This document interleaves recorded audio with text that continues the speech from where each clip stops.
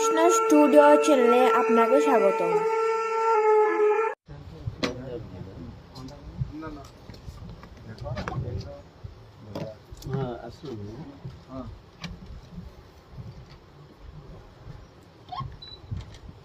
जय जय श्री राधे श्याम निताई गौर हरि बोल।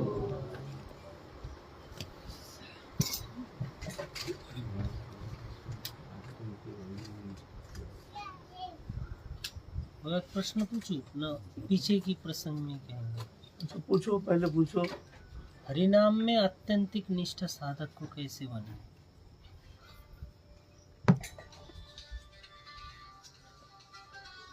प्रश्न कर रहे हैं हरिनाम में आत्यंतिक निष्ठा कैसे हो सकती है। देखो, निष्ठा तो स्वाभाविक होता है जब जाकर के एकमात्र हरिनाम ही हमारे जीवन का एकमात्र सार है और समस्त शास्त्र पुकार पुकार के कह रहे हैं हरिनाम ही एकमात्र सार है। साध्य हरिनाम, साधन भी हरिनाम। गीता, भागवत, पुराण आदि समस्त शास्त्र पुकार पुकार के कह रहे हैं हरिनाम हरिनाम। हरिनाम हरिनाम हरिनामैव केवलम कलो नस्तेव नस्तेव नस्तेव गतिरन्यथा। कलियुग में केवल हरिनाम, केवल हरिनाम, केवल हरिनाम। इसलिए अच्छा लागे या ना लागे, बहुत तो कहते हैं हरि नाम में रुचि नहीं होती है, अच्छा नहीं लगता है, मन नहीं लगता है, माला करने में रुचि नहीं होती है। तो कब रुचि होगी तब जाके हम भजन करेंगे, हरि नाम करेंगे। ऐसे समय के इंतजार मत करो।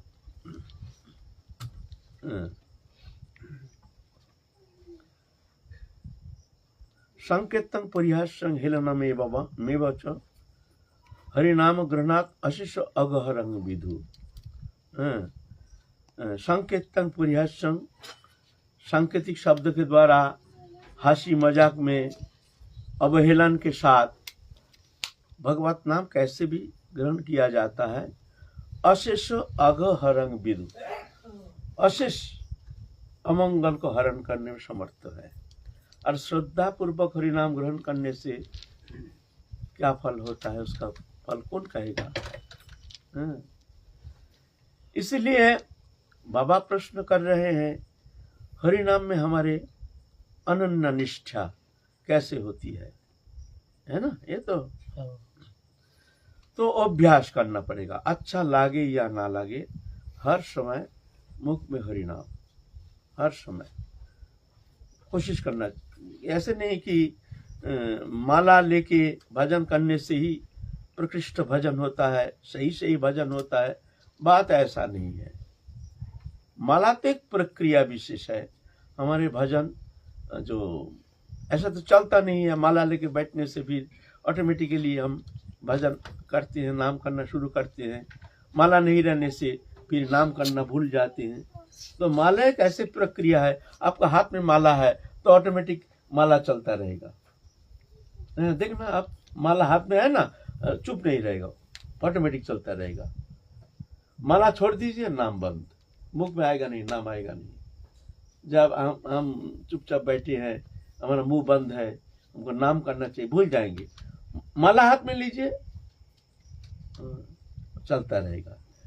तो माला एक ऐसी प्रक्रिया है, इसीलिए पहले माला को मध्यम करके भजन करने का चेष्टा करना चाहिए। इसका मतलब ये नहीं जो माला नहीं रहने से नाम पूर्ण फल प्रदान नहीं करते हैं, ऐसा कोई शास्त्र में कहा नहीं।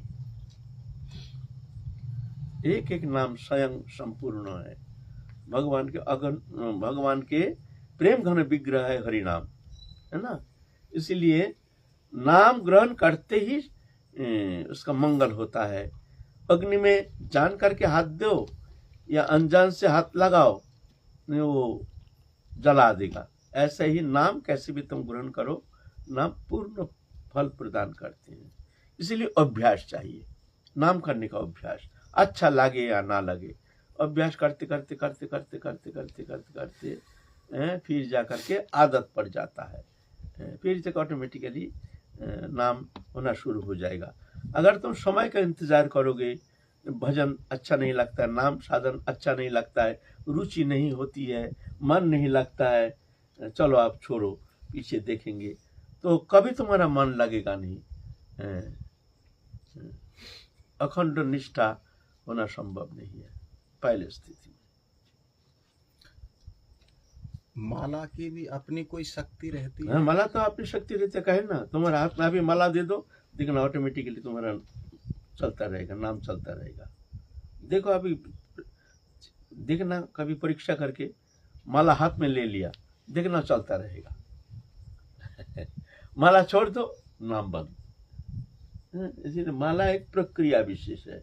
हमारा भजन आगे बढ़ रहा है कि नहीं, संख्या आगे से कम हो गया या ज्यादा हो रहा है, इस विषय में माला संख्या के द्वारा हम एक प्रक्रिया विशेष है या ये पूजा पाठ का ही एक अंग है माला? साधन मध्य श्रेष्ठ नवविध भक्ति, कृष्ण प्रेम कृष्ण दिते धरे महाशक्ति, तार मध्य सर्वश्रेष्ठ नाम संकीर्तन, निरापराधे लैले नाम पाए प्रमोदन। साधन मध्य श्रेष्ठ नवदा भक्ति, श्रवण कीर्तन शरण पाद श्रवण अर्चन बंदन दस्य सख आत्मनिवेदन, नवदा भक्ति सर्व प्रधान है। 64 अंग भक्ति अंग के अंदर नवदा भक्ति श्रेष्ठ है, उसके अंदर नाम सर्वोपरि है, हरिनाम सर्वोपरि है, नाम सर्वश्रेष्ठ है ना। और जो है ये नाम के अनुगत है, सब अंग के अंदर नाम चलना चाहिए। जैसे पूजा करते हैं, जो भी करते हैं, भक्ति अंग जाजन करते हैं, नाम चलना चाहिए। नाम है अंगी और सब अंग है। और इस प्रसंग में एक वैसे पंडित जी को उसमें जैसे मान लीजिए कोई कनिष्ठ साधक का ऐसे एक नियम शंका है कि हम दिन में 1 लाख नाम करेंगे, तो प्रकृष्ट भजन कौन सा है? ये धरा धरा धरा धरा धरा धरा नाम प्रकृष्ट करिए भजन ऐसा नहीं ना, एकदम चिंतन के साथ मन निविष्ट होके। एक है सासंग भजन, एक है अनासंग भजन। भजन 2 प्रकार है, एक है सासंग भजन, एक है अनासंग भजन। अनासंग भजन है मन कहाँ भाग रहा, हम कोई दूसरा चिंता में निमग्न है, दूसरा चिंता कर रहे हैं, देहोदैहिक वस्तु पदार्थ विषय चिंता कर रहे हैं, नाम भी कर रहे हैं, इसको कहते हैं अनासंग भजन। ये भी फलदायी है, लेकिन ये समय लगता है, बहुत समय लगेगा। ऐसे अनासंग भजन के द्वारा भगवत प्रेम प्राप्ति करना समय सापेक्ष है। सासंग भजन कहते हैं ध्यान धारणा के साथ, भगवत चिंतन के साथ, एक तल्लीनता तन्मयता के साथ हरि नाम ग्रहण करना, इसको कहते हैं सासंग भजन। ये सासंग भजन आशु फलप्रद है, बहुत जल्दी फल प्रदान करते हैं। इसीलिए जब भी संख्या कम हो कोई बात नहीं है, लेकिन ख्याल रखना चाहिए, नाम में मन निविष्ट करके नाम करने का चेष्टा करना चाहिए। इस तरह से नाम में हो या लीला में हो या भगवत स्वरूप में हो, मन को निविष्ट करके फिर जा करके नाम करना चाहिए। यह सासंग भजन कहते हैं। सासंग भजन सर्वोत्तम है, आशु फलप्रद है, और अनासंग भजन बहुत समय लग जाता है। मेरा ये प्रश्न था कि माला एक आदरणीय एक वो विषय है या एक यंत्र की तरह उसको उपयोग में? ना, यंत्र की तरह क्यों होगा? यंत्र की तरह तुम अगर व्यवहार करोगे तो यंत्र की तरह हो जाएगा। नाम माला के साथ मन को सन्निवेशित करके चिंतन के साथ, अखंड चिंतन के साथ माला करना चाहिए, इस तरह से। लेकिन हम लोग तो ऐसा नहीं करते हैं। ज़्यादातर हम जैसे प्राथमिक पर्याय के साधक हैं, जो मन कहाँ कहाँ भाग रहा है, कहाँ भाग रहा है, शंका पूर्ण करना है, माला को घुमा रहे हैं जल्दी जल्दी करके, शंका पूर्ण हो जाए तो आज का भजन समाप्त हो। ऐसा थोड़ी होता है। भजन तो हर पल हर क्षण, एक पल भी हमारे लिए वृथा नहीं जाना चाहिए किसी भी अवस्था में। अगर भगवत चिंतन नहीं होता है, लीला चिंतन आदि, इसमें मन सन्निवेशित करना उतना सहज नहीं होता है, लगता नहीं है, तो उस स्थिति में नाम चिंतन के साथ नाम साधन करने का चेष्टा करना चाहिए। ये उत्तम प्रक्रिया है।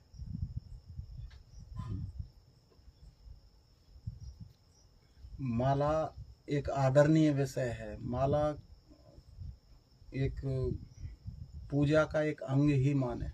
हाँ, माला तो भगवान का स्वरूप है, भगवान का स्वरूप है। माला तो खेल तमाशा थोड़ी है। हमारे जीवन का एक घटना हम कहते हैं। हमको माला संबंध में इतना धारणा नहीं था। हाँ, एक दिन हम प्रेम सरोवर में रहते थे। माला तो हम जानते हैं ऐसे लकड़ी का माला है। हाँ, तो एक दिन कोई भक्त परिक्रमा दे रहे थे, कहते बाबा आपका माला को दिखाओ, कैसे है आपका माला। हमने सोचा माला देखेंगे, तो हमने दिखा दिया। दिखे वो हाथ लगाऊं, हमने सोचा हाथ लगाएगा तो क्या है, लगाओ। भाई हाथ लगा दिया, माला एकदम लकड़ी हो गया, कड़क हो गया, एकदम घूमता नहीं, जैसे एकदम लकड़ी हो गया, एकदम घूमता ही नहीं माला, जैसे कि तैसे। ऐसे घुमाओ तो वहीं एकदम ऐसे कड़क हो गया एकदम माला। और उस समय हमारा चतुर्मास्य चल रहा था, हम घबरा गए। अरे हमारा तो संख्या तो पूर्ण होना मुश्किल हो जाएगा, क्या हो गया क्या हो गया। फिर स्नान कराया, सरोवर में डुबाया, चलता ही नहीं माला, पसीना छूट रहा हमारा। जास तो शंका पूर्ण होना बड़ा मुश्किल हो जाएगा। क्या करें अब, उपाय नहीं। बहुत माने हमको कष्ट उठाना पड़ा। फिर जा करके 2 दिन लगा वो माला ठीक होने में। घूमता ही नहीं, वो भीतर में जा करके ऐसा बैठ गया, एकदम लकड़ी जैसे एकदम कड़क हो गया, घूमता ही नहीं। खींचो कितना खींचो, खींचोगे हम जोर करके एक एक माला ऐसे खींच रहे हैं, माला घूमता नहीं, एकदम साक्षात ऐसे। उस दिन से हमने बहुत सावधान हो गया। हमारे माला किसी को दिखाना नहीं, स्पर्श करना तो बहुत दूर की बात है। ऐसे माला कोई साधारण चीज नहीं है, भगवान का स्वरूप है ना। ऐसे एक दिन रात 11-12 बज रहा है, छत के ऊपर सो रहे हैं हम, कृष्ण गोविंदो और एक कोई भक्त था। हम लोग छत, गर्मी के समय छत के ऊपर सोते थे प्रेम सरोवर में। अचानक इतना सुगंधि से भर गया, दिव्य सुगंधि से भर गया। इतना रात में कौन, यहाँ तो कोई रहता नहीं है, सिर्फ हम ही रहते हैं, जंगल में रहते हैं। जंगल था उस समय, सुदामा कुटी टूटी उस समय बना नहीं। हम ही लोग 2-1 जन रहते हैं। ऐसा नहीं कोई अगरबत्ती जलाए, ऐसा भी नहीं है। संध्या के समय अगरबत्ती जलाते हैं। अब कृष्ण गोविंद कह रहा है, भाई कौन अतर लगाया, कौन किसने इतर लगाया। सब सूंघ रहे हैं, इधर उधर सूंघ रहे हैं। भाई सुगंध जाता है, माला सिद्ध हो जाता है, माला उसको कृपा करते हैं, ऐसे कहते हैं महापुरुष, ऐसे कहते हैं, है ना। आसन के संबंध में कुछ बताएं। आसन भी ऐसा ही है। भजन करने के लिए पहले तो आसन शुद्धि चाहिए। एक आसन में बैठ करके भजन करना ये उत्तम प्रक्रिया है। और घूम फिर के इधर उधर कहीं आज यहाँ बैठा काल वहाँ बैठा, ऐसा भजन नहीं। शुद्ध पवित्र स्थान पर आसन स्थापन करना चाहिए। फिर वहाँ बैठ करके भगवत चिंतन के साथ नाम साधन करना चाहिए। तो धीरे धीरे आसन में एक शक्ति आ जाती है, पावर हो जाता है। फिर तुम कितना भी तुम्हारा चंचल मन हो, तुम आसन में बैठते ही तुम्हारा मन शांत हो जाएगा, भगवत चिंतन शुरू हो जाएगा ऑटोमेटिकली। लेकिन वो आसन ऐसे तैयार करने के लिए समय चाहिए, बहुत समय लगेगा, कई और साल लग जाता है एक आसन में बैठ करके भजन करते करते करते करते। कहीं चंचल मन विक्षेप है बहुत, मन लगता नहीं है, बाहर घूम फिर के आया, चित्त विक्षेप है, आसन में बैठते ही मन एकदम शांत हो जाएगा। निश्चल हो जाएगा। ऐसे आसन में इतनी शक्ति है। इसीलिए भजन करने के लिए एक आसन में रह करके भजन करना उत्तम प्रक्रिया है। एक ही आसन, और आसन बहुत पवित्र होना चाहिए। ऐसा नहीं जो गंदा मलिन वस्त्र पहन करके, शरीर मलिन है, हाथ पांव धोया नहीं, बाहर से घूम के आया, आसन में बैठ गया, ऐसा नहीं होना चाहिए। ये आसन सिद्धि ये बहुत जरूरी है। ऊन का विशेष वो बताते हैं। उलेन आसन उत्तम है। उलेन के जो है इसको पवित्र माना जाता है। सूती आसन जो है उसको उतना पवित्र माना नहीं जाता है। उलेन का, कंबल का आसन ये माना जाता है उत्तम। आसन के अपनी तरफ आकर्षण यानी खींचता है। हाँ, खींचता है। तुम जब तक आसन में नहीं बैठोगे तुम्हारा दिमाग खराब हो जाएगा। जब समय हो जाएगा ना, जिस समय हम आसन में बैठते हैं उस समय मान लो हम कोई दूसरा काम में लगे हैं, आसन तुमको खींचेगा। आसन तुम खींचेगा, माने विक्षेप हो जाएगा। कब हम जाके आसन में बैठेंगे, कब जाके हम आसन में बैठेंगे, ऐसा होता है। ये प्रैक्टिकल है, ऐसा नहीं, ऐसा होता है आसन में। इसीलिए पहले एक आसन में बैठ कर के, आसन निश्चल होकर के बैठ करके भजन करने का चेष्टा करना, अभ्यास करना चाहिए। धीरे धीरे धीरे धीरे धीरे धीरे धीरे धीरे आसन में शक्ति आ जाती है। फिर उस आसन में बैठ करके भजन करने से बहुत जल्दी मन निश्चल हो जाता है। आसन शुद्धि। आसन का एक विशेष महत्व है। आसन का विषय सब साधक के लिए आसन निर्दिष्ट होना चाहिए। और वो आसन दूसरा कोई बैठेगा ऐसा नहीं, किसी को छूने भी देना नहीं चाहिए। बाहर के कोई व्यक्ति आ गया, आसन छू दिया, ऐसा नहीं होना चाहिए। आसन एकांत होना चाहिए, पवित्र रहना चाहिए, तो जाके धीरे धीरे धीरे धीरे शक्ति समन्वित हो जाता है वो आसन। कहीं एक स्थान से दूसरे स्थान पर हमें भ्रमण के लिए जाना हो तो क्या वो आसन हम साथ में ले जा सकते? तो आसन तो कई आसन होता है। ऐसा अगर है कहीं जाना है तो एक आसन तुम ले सकते हो साथ, लेकिन वो स्थिति होना संभव नहीं है जो तुम जिस आसन में बैठ करके भजन करते हो उस आसन में बैठ करके जो आनंद, जो अनुभूति, ऐसे होना संभव नहीं है बाहर जाओगे तो।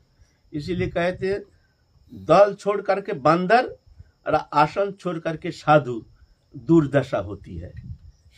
बंदर अगर अपना ग्रुप रहता है, उसका एक ग्रुप छोड़ करके अगर कहीं दूसरा ग्रुप में चला गया ना, उसको मार देगा। सब मिल करके ना उसको मार देगा। अपना ग्रुप में रहता है, सब एक साथ चलता है। कहीं झगड़ा होता है तो सब अपना ग्रुप चलता है, सब चलेगा। कहीं मान लो अपना ग्रुप छोड़ करके कहीं भूल भ्रांति से कहीं पहुंच गया तो उसको मार देगा, जान से मार देगा। तो इसीलिए कहते हैं दल छोड़ करके बंदर और आसन छोड़ करके साधु।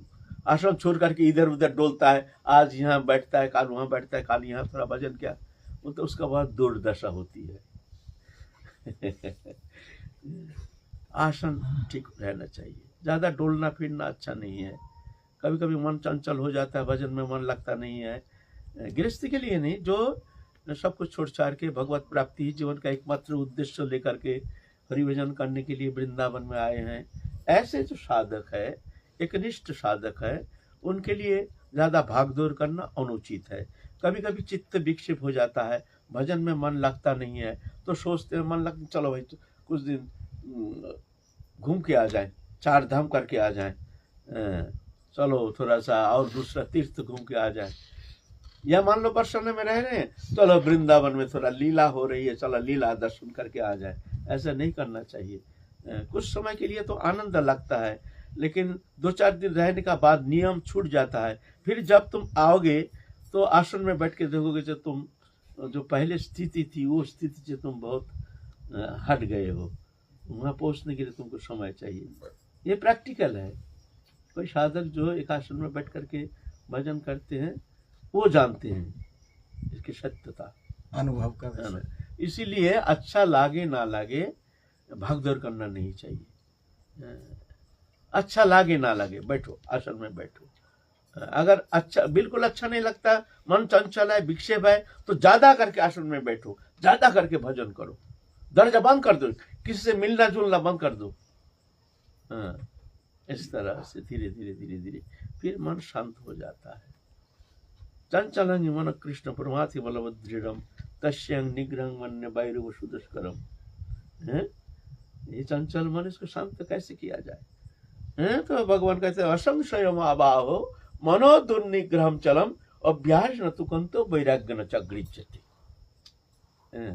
बोलता है अर्जुन, तुम जो कह रहे हो मन चंचल है, इसको शांत करना बहुत कठिन है, बात सत्य है, असंशय, कोई संदेह नहीं। लेकिन अभ्यास और वैराग्य के द्वारा ये मन को संयमित किया जा सकता है। अभ्यास अभ्यास पुनः पुनः अभ्यास।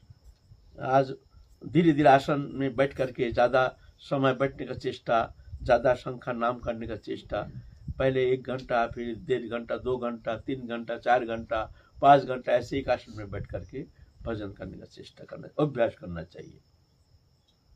अच्छा लगे ना लगे, अभ्यास जगजुक्त चेतसा नन्यगामिना परमं पुरुषं दिव्यं जाति पार्थ अनुचिंत। ये अभ्यास ये करना पड़ेगा। पहले बच्चा को, पहले हम पहले भी बहुत बार आलोचना कर चुके हैं, बच्चा जैसे कली दिया जाता है, लिख दिया जाता है, हाथ घुमाता है। अगर हम कहेंगे जो ये बच्चा तो लिखना आता नहीं है, हाथ घुमाता है, रसगुल्ला हो जाता है, तो बेकार, इसको छोड़ो, बेकार हाथ घुमा रहा है बैठे बैठे घंटा भर, तो जीवन में वो कभी लिख नहीं पाएगा। हाथ घुमाना ही पड़ेगा। कब तक? जब तक स्वयं लिख नहीं लेता है तब तक। तो उसका एक भी रेखा अंकन मिथ्या नहीं होता है, उसका रिजल्ट है एक दिन वो स्वयं लिख लेता है। ऐसा ही अभ्यास, अच्छा लागे ना लागे, पहले अभ्यास आसन में बैठ करके कोशिश करो, पुनः पुनः अभ्यास। अभ्यास जुगजुक्त चेतसा नन्यगामिना, मन को लगाने का चेष्टा करना चाहिए आसन में बैठ करके। तो भगवान कहते हैं असंशय महाबाहो मन दुर्निग्रहम चलम अभ्यास न तुकंतो वैराग्य न चगृह्यते। अभ्यास करना ही पड़ेगा, अच्छा लागे या ना लागे। अच्छा लगने का चिंता छोड़ दो, कब अच्छा लगेगा तब जाके तुम भजन करोगे, ऐसे भावना छोड़ दो, मन से हटा दो। हमको बैठना है और ज्यादा करके बैठो, मन लागे या ना लागे, इस तरह से अभ्यास करना पड़ेगा। इसके साथ साथ कहते हैं वैराग्य। तो मन को संयम करने के साथ वैराग्य का क्या संबंध है? भगवान यहाँ एक शब्द लाया, वैराग अभ्यास न तुकंत्यो वैराग्य न चगृह्यते। अभ्यास और वैराग्य के द्वारा मन को संयमित किया जा सकता है। ठीक है, अभ्यास तो हम कर लेंगे, तो वैराग ते घर छोड़ के जंगल चले जाएंगे, तो हमको वैरागी होकर के वो जंगल जाना पड़ेगा। बोले ना ना, ऐसा वैराग नहीं है, उसको वो नहीं कहा गया है। वैराग माने अनासक्ति, वही नावाचक शब्द। राग माने आसक्ति, स्पृहा, जिसका दृश्यमान वस्तु पदार्थ के प्रति स्पृहा नहीं है, निष्प्रिय है, उसको वैरागी कहा जाता है। वैरागी वही नावाचक शब्द। वैसादृश्य, वैषम्य, वैकुंठ, वही माने नावाचक शब्द। वैसादृश्य जहाँ वैषम्य, जहाँ समता नहीं, वैतरणी जहाँ कोई नाव नहीं, तरणी नहीं, वैतरणी। वैकुंठ जहाँ कुंठा नहीं है, वही नावाचक शब्द।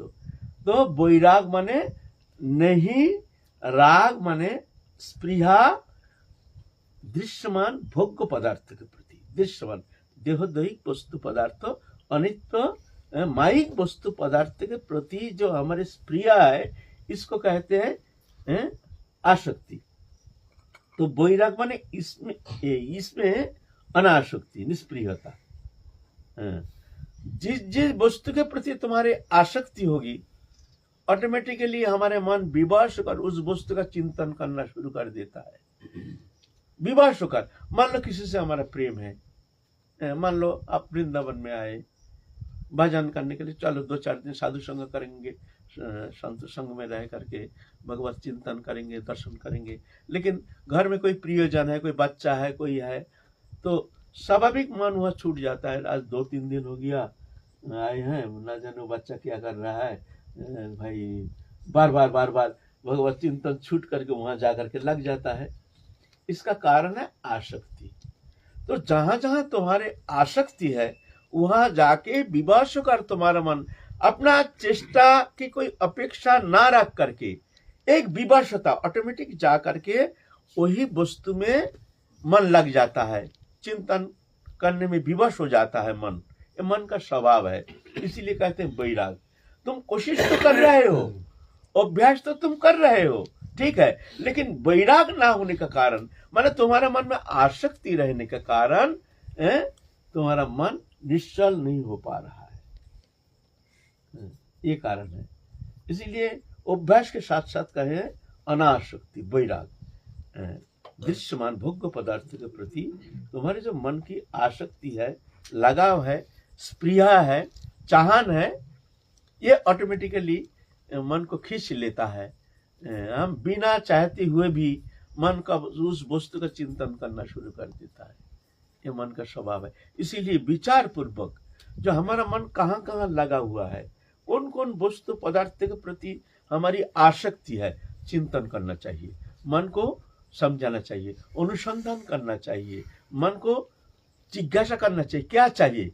अच्छा ये अच्छा लगता है, धन अच्छा लगता है, अच्छा हमारे इतना धन आ जाए तो क्या हमको आनंद होता है।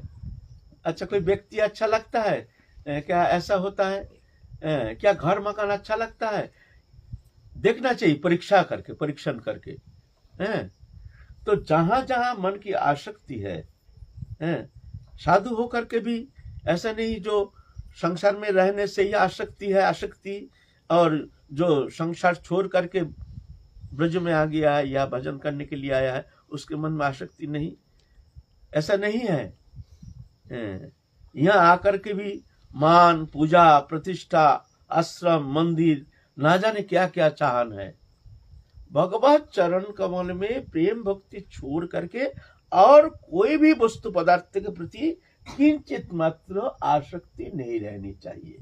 वही बंधन का कारण हो जाएगा, वही तुम्हारा मन को खींच लेगा। हम मन में एक संकल्प किए हैं, यह आश्रम करेंगे, ठीक है, अच्छा है, लेकिन भजन में बैठे हैं आश्रम करने के लिए, रुपया तो इतना चाहिए, तो ऐसा मुंबई में वो सेठ है, उनके पास तुरंत फोन करेंगे, देखो वो कितना सहयोग करता है, और दिल्ली में तो वो कहा था बाबा कोई सेवा हो तो बताना, और उनसे भी एक बार संपर्क करेंगे, तो इतना तो खर्चा, देखो ऑटोमेटिकली तुम्हारा मन वहाँ भाग जाएगा। एक बार जगदीश बाबा, वृंदावन के जगदीश बाबा वो ठीक किए हैं, मन में ऐसे संकल्प हुआ कि हम ये कालियादह को हम बनाएंगे, एक स्मृति बन जाएगा सुंदर करके बनाने से, जो इतिहास में सब कोई जानेंगे जो ये यहाँ कालियादह था। हमारे पास तो बहुत सारे भक्त आते हैं, अगर ऐसा हो जाए तो बहुत अच्छा है। तो मन में संकल्प हुआ, तो जितना भक्त आते हैं, बड़े बड़े भक्त, पैसा वाला, तो कहते हैं भैया हमारे मन में ऐसे संकल्प, हमारे मन में ऐसे संकल्प आया कि कालियादह बन जाए तो बहुत अच्छा ही होता। तो कहते बाबा बढ़िया है, ठीक है, हमारे लायक सेवा हो तो बताना। अच्छा ठीक है, तुम लोग सहयोग करके तो बन जाएगा। तो जगदीश बाबा सोच रहे हैं भाई ये लोग तो करेंगे, हम तो भजन करेंगे, ये लोग ही करेंगे सब, बस हम तो संकल्प करके बस इनके ऊपर छोड़ देंगे, ये लोग सब बनाएंगे, झमेला मिट जाएगा, काम भी बन जाएगा, हमारा भजन भी चलता रहेगा। तो बड़ा उत्साह हुआ मन में, सब भक्तों को बुलाया, जो जो बड़े बड़े पैसा वाले हैं सबको बुलाया। तुम क्या सेवा करोगे? बाबा पत्थर हमारे तरफ से, अच्छा बाबा सीमेंट हमारे तरफ से, बाबा लेबर खर्चा हमारे तरफ से, बाबा ऐसे हमारे तरफ से, और जो सेवा हो बाबा बताना, हम तैयार हैं। आप क्या हुआ, सब ठीक हो गया, कालियादह अब बनेगा, स्मृति चिन्ह पूर्ण रूप से पक्का कालियादह बनाएंगे। संध्या के समय भजन में बैठे हैं और वही चिंतो तो पत्थर इतना तो लगेगा, अच्छा तो सीमेंट, सीमेंट भी तो बहुत लाश है, सीमेंट कहाँ रखा जाएगा ये सब रखने के लिए, अच्छा लेबर तो बहुत सारी ये चीज़ें, तो पत्थर सीमेंट लेबर ये करते करते सारी रात वही चिंतन में समय बीत गया।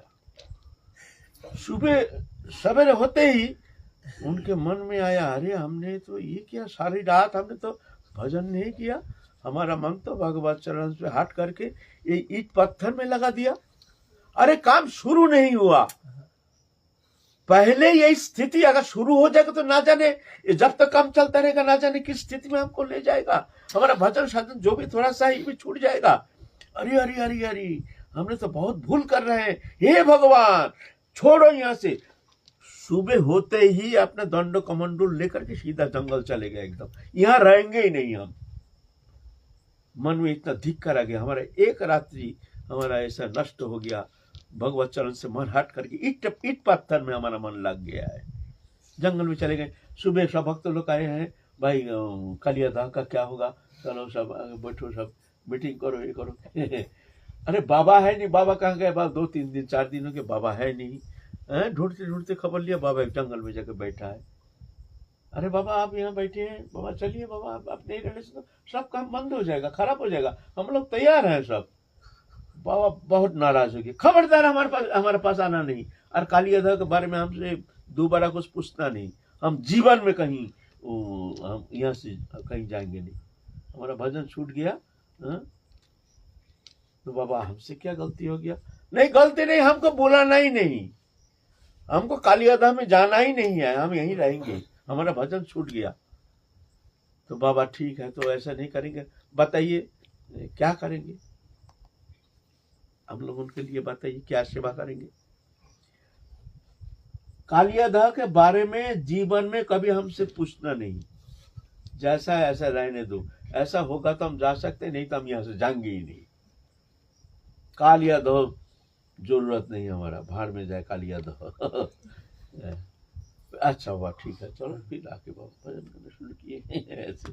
तो ये साधु के लिए भी बाधक होता है। हम लोग सोचते हैं ये भक्ति मार्ग में अच्छा है, मंदिर है, भंडारा है, मान लो कल भंडारा है, किसी ने दिया भंडारा के लिए पैसा, बाबा भंडारा में लगा देना कल, ऐसे हमारे लिए इतना 200 साधु सेवा दिया, तो किसी ने, हम अब चिंता कर रहे हैं भाई निमंत्रण किया, अच्छा वो साधु का निमंत्रण, वो सब निमंत्रण करने से, अच्छा क्या क्या बनाएंगे, मिठाई तो लाना है, अच्छा वृंदावन में खबर लो मिठाई आएगा, यही तुम्हारा चावल दाल आटा मैदा। अरे भाई दूसरा भंडारा दे रहे हैं, हम उसमें हमारा भजन छूट गया, हम चावल दाल आटा मैदा ये चिंता कर रहे हैं, चिंता करके भंडारा साधु आया, भजन तो छूट गया, बैठो बैठो बैठो, किसी को तो बैठा रहेगा, बाबा जाओ जाओ जाओ, पीछे आना जाओ, तुम्हारा टिकट का टिकट, जाओ उठो उठो उठो। कहीं तो खबरदारी कर रहे हैं, कहीं तो अंगली हिला रहे हैं, हम दे रहा है किसी ने और हम वहाँ अपराध कमा रहे हैं, ऐसा ना कोतित्वपन दिखा रहे हैं हम बड़े दाता आ गए हैं, हम भंडारा, अरे विनोद बाबा बड़ा भंडारा किया, हमने किया, किसी ने दिया, हमने तो नौकर बन के सेवा किया, लेकिन तो सेवा तो नहीं, वहां तो हम मालिक बन जाते हैं, महंत बन जाते हैं, आचार्य बन जाते हैं। सेवा तो सेवक करता है, दास करता है, सेवा तो नौकर करता है, सेवा सब कोई थोड़ी कर सकता है। सेवा करने के लिए सबके पाम के नीचे आना पड़ेगा, तब तुम सेवक हो सकते हो, सेवा कर सकते हो, वहां तो मालिक बन जाते हैं। ऐसे इसमें कोई परम मंगल कुछ इसमें है नहीं, है ना। इसीलिए भजन करने के लिए आए हैं, उसमें भी देखा जाता है बहुत सारी बाधा, इसीलिए कहते हैं अभ्यास न तो कंत्यो वैराग्य न चक्रिंचते, वैराग्य में अनासक्ति, भगवत भजन छोड़ करके कोई भी वस्तु पदार्थ के प्रति किंचित मात्र आसक्ति ना रहना चाहिए, तब जाके तुम्हारा मन निश्चल हो सकता है। सुदामा दास बाबा भी भंडारा तो करते थे। सुदामा बाबा रहते ही नहीं थे, उन लोगों को छोड़ करके वहाँ भंडारा हो रहा है, वहाँ सुदामा बाबा जमुना पार बैठे हैं, झोपड़ी बना करके वहाँ बैठे हैं। इधर भंडारा हो रहा है, सुदामा बाबा प्रेम सरोवर में बैठे हैं जाकर के चुपचाप। सुदामा बाबा कहते हैं इतने ऐसे महत्वपूर्ण बाबा हम खुद देखे हैं। सुदामा कुटी बन गया है, बन रहा है, और बाबा रहते हैं प्रेम सरोवर में, वो गोविंद मंदिर में। और बाबा से हमारा बहुत एकांत तो प्रेम था। हाँ।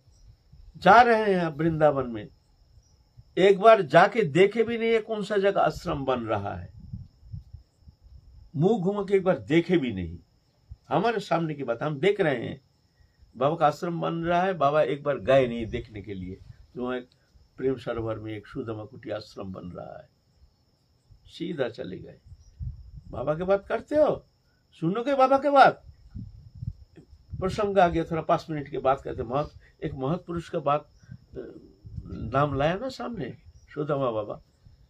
ऐसे महत पुरुष शायद ही बहुत कम ऐसे महत पुरुष के सानिध्य प्राप्त होने का मौका मिलता है। एक बार क्या हुआ, सुदामा बाबा जहां से जाते थे वहां पर भंडारा करके जाते थे। दोपहर को भंडारा किया तो अमला पंडित एक पंडित था वहाँ, ब्राह्मण। वो मनुष्य तो साधारणतः दोष में दोष देखता है, गुण में गुण देखता है। अरे वो पंडित जी गुण में भी दोष देखते थे। कुछ दोष तो निकालना ही पड़ेगा उनका, ऐसे उनका ऐसे स्वभाव था, कुछ दोष तो निकालना ही पड़ेगा। और हम लोग सब जानते थे ऐसे ही है। तो सुदामा बाबा जा रहे हैं और अमला पंडित कह रहे हैं, ऐसा भंडारा करने का क्या जरूरत था, ऐसा भंडारा करने का क्या जरूरत था, हमको तो 2 ही लड्डू मिला है। और बाबा जा रहे हैं, हम वहाँ प्रेजेंट हैं, हम खड़े हैं बाबा का स्वागत करने के लिए। बाबा वृंदावन जा रहे हैं, बाबा से हमारा गहरा प्रेम था। बाबा सुन लिया, कुछ कहा नहीं, सीधा वृंदावन चले गए। दूसरा दिन गए हैं माधुकरी करने, हम माधुकरी गए और अमला पंडित के घर गए। अमला पंडित रास्ते में खड़े थे, बाबा आओ विनोद बाबा, आ जाओ आ जाओ आ जाओ आ जाओ आ जाओ आ जाओ, आओ बाबा आ जाओ आ जाओ। अमर भाई ये तो कभी हमको बुलाता नहीं है, आज कैसे बुला रहा है। हम गए हैं, देखो बाबा संत है तो सुदामा बाबा, ऐसे संत ना होता है ना हो सकता है। भाई काल बदनाम कर रहा था, जैसे भंडारा करने की क्या जरूरत है, मत करो भंडारा, हमको सिर्फ 2 ही लड्डू मिला है। और आज बड़ा प्रशंसा कर, क्या बात क्या है, राममती लाइयोरी लाइयोरी। हमारे भाई राममती लाइयोरी में लाने का क्या चीज है, राममती मैंने उनकी पत्नी, बात क्या है, बोलते राममती लाइयोरी। और राममती मैया एक भगोना रसगुल्ला लेके आई है सामने, रसगुल्ला। उनको समझ में नहीं है क्या बोलना चाहती। ए देखो हम क्या है, सुदामा बाबा ने भेजा है हमारे लिए एक भगोना रसगुल्ला, एक भगोना बड़ा खचाखच बड़ा हुआ। देख करके हमारा आंख में आंसू आ गया। उसे सुन लिया ना, जो 2 लड्डू मिला हमको मिला नहीं। वृंदावन में जा करके एक भक्त के माध्यम से गाड़ी करके जाओ अमला पंडित के घर पहुंचाओ ये रसगुल्ला, उनको लड्डू मिला नहीं, रसगुल्ला दो। एक भगोना रसगुल्ला भेज दिया, जाओ। खुशी होनी चाहिए, असंतुष्ट नहीं होनी चाहिए। हम वहां ठहरे ठहरे हमारा आंख में आंसू आ गया। महापुरुष हम होते तो क्या करते, हम होते तो गुस्सा आ जाता, अरे असंतुष्टि ब्राह्मण गुण में दोष देखता है, दुष्ट कहीं के, ना जाने मन में कितना गाली देते। और देखो ऐसे महापुरुष एक भगोना क्या जरूरत है, गांव में पहचानता भी नहीं है सुदामा बढ़िया तरह से, खबर लेकर के वृंदावन से एक भगोना रसगुल्ला खरीद करके भेज दिया उनके घर। जाओ अमला पंडित के घर पहुंचा दो, हमको दिखा सुदामा बाबा भेजा है। तो सुदामा बाबा की बात करें तो ये पहुंचे हुए संत है, जो पहुंचे हुए सामर्थ्य संत है, उनके विचार कौन कर सकता है। उन लोग आते हैं जगत मंगल के लिए, जगत कल्याण के लिए, लेकिन हम लोग उनका प्राथमिक पर्याय के जो साधक हैं उनके लिए बहुत सावधानी से कदम उठा के चलना चाहिए, है ना। पग पग में बहुत भय है, गाइडेंस पे रहना चाहिए, बहुत अनुगत होकर के रहना चाहिए, फिर जाके तो बहुत कृपा से बच सकता है, नहीं तो बहुत कठिन ये मार्ग है। जय जय श्री राधे।